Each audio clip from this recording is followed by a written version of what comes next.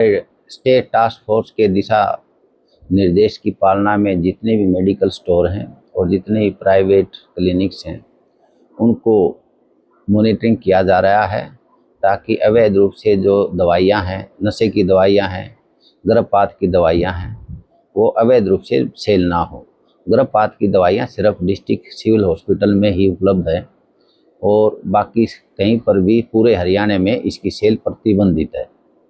नशे की दवाई का भी सेल प्रतिबंधित कैटेगरी में आता है।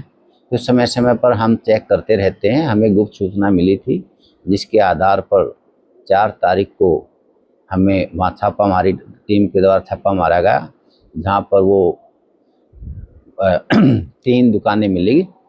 एक दुकान में वो क्लिनिक चलाता था और वहाँ पर दवाइयों का काफ़ी जखीरा था।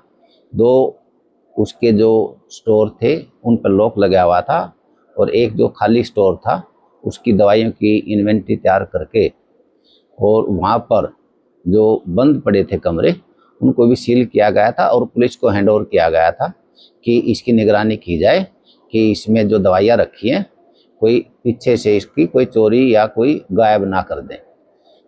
ये पुलिस के हवाला करने के बाद भी कुछ दिन बाद इसको पीछे से जो पाड़ के द्वारा पीछे से दीवार तोड़ करके उसकी दवाइयाँ निकाल ली गई है, जिसकी वीडियोग्राफी और सारी दोबारा एफआईआर दर्ज कर दी गई है। इसमें कहीं न कहीं जो सही सहयोग होना चाहिए था पुलिस का, वो हमें स्वास्थ्य विभाग को नहीं मिला। हमारी टीम ने बताया है कि उस दिन जब हमारी टीम 4 तारीख को गई थी, वो उसका जो फार्मासिस्ट कहो या जो दवाइयाँ देता था या प्रैक्टिस करता था, वो उसी गांव में घूम रहा था, कुछ लोगों ने बताया। लेकिन उसको पुलिस को कहा गया कि भी आप उसको लेके आओ, लेकिन वो नहीं लेके आए। और जब वो प्रीमिसेस सील कर दी गई है, पुलिस को हैंड ओवर कर दिया है, तो उसकी निगरानी रखा जाना, उसकी प्रोटेक्शन किया जाना पुलिस का काम है। हम इसके संदर्भ में उपायुक्त और हमारे जो पुलिस अधीक्षक हैं उसे ही पत्राचार करेंगे, ताकि ऐसी जो अवैध रूप से नशे की दवाइयाँ रखते हैं उसका सख्ती से उसके विरुद्ध अनुशासनिक कार्रवाई की जाए।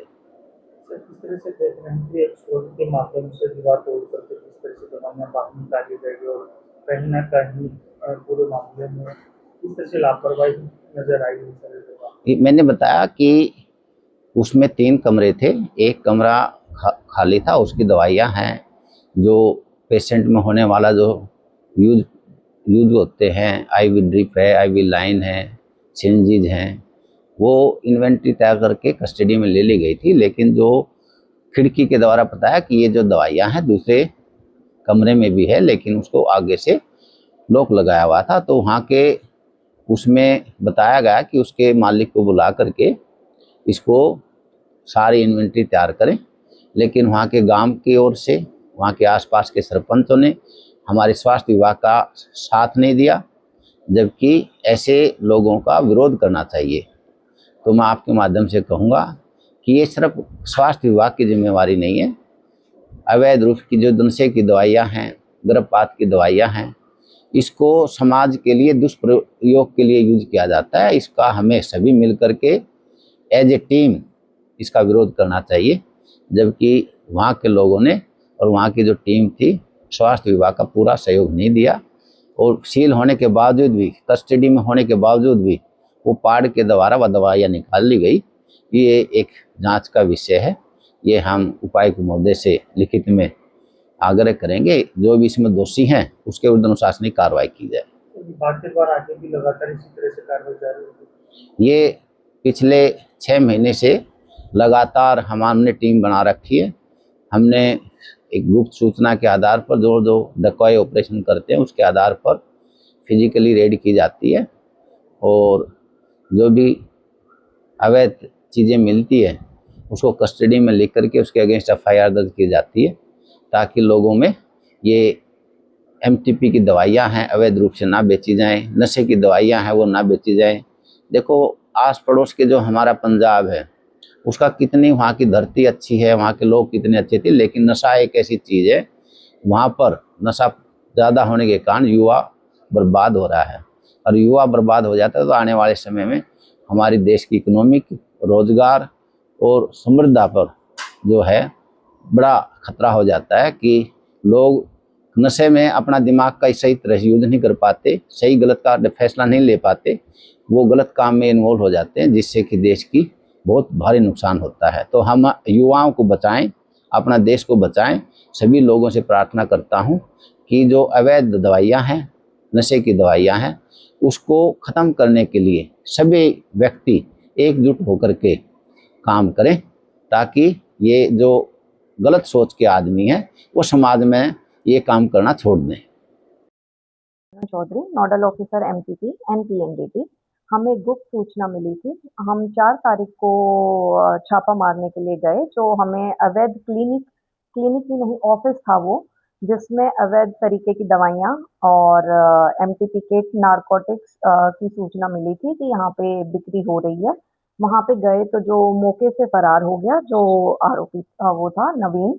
वहाँ पे हमने पूछताछ की कि ये ऑफिस किसका है, तो हमें पता चला कि गांव वालों ने बोला ये कोई डॉक्टर नवीन है, उनका ऑफिस है। जहां हमने छानबीन करी तो हमें बहुत सारी प्रकार की दवाइयां प्राप्त हुई, जिसको हमने ऑनर को बुलाया। साइड वाली दुकान में भी उसने रेंट पे ले रखी थी, उसमें बहुत सारी दवाइयां भरी हुई थी उसने।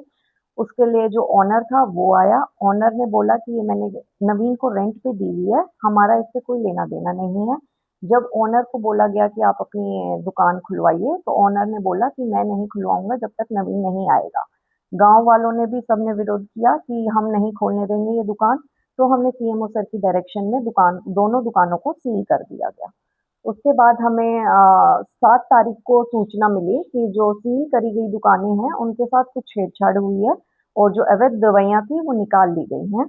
उसके बाद 8 तारीख को हम सुबह फिर से गए हैं, जब पुलिस ने हमें बोला कि हमने पेश कर दिया है जो नवीन है उसको। उसकी प्रेजेंस में हमने दोनों दुकानें खोली और जो एक दुकान सील करी गई थी जो धर्मवीर की थी, जो उसने रेंट पे ली थी, उसमें एक गुफा सुरंग बनाई हुई थी, जिससे उसने जो भी अवैध दवाइयों की आशंका थी हमें, जहाँ पे एमटीपी और नारकोटिक्स थे, वो सारी निकाल ली गई थी। उसमें 25 तरीके की दवाई प्राप्त हुई है, जिसको ड्रग एंड कॉस्मेटिक एक्ट के तहत सीज कर दिया गया है। जो नवीन की ऑफिस था उसमें भी 71 प्रकार की दवाइयां प्राप्त हुई, जिसमें आईवी सेक्स भी थे, डीएनएस थी, नॉर्मल सलाइन था और यूज करी हुई सिरिंज एंड एंटीबायोटिक्स थी। उनको भी सीज करके एनएमसी के तहत हमने एफआईआर करवा दी है। दोनों 2 एफआईआर हुई हैं, एक तो की जो सील है उसके साथ छेड़छाड़ की गई है और एक अंडर एनएमसी एक्ट। इसके बाद हमने पुलिस को रिटर्न में एफआईआर दे दी है। पुलिस ने जो नवीन है उसको गिरफ्तार कर लिया है और आगे जो अब कार्रवाई करेंगे।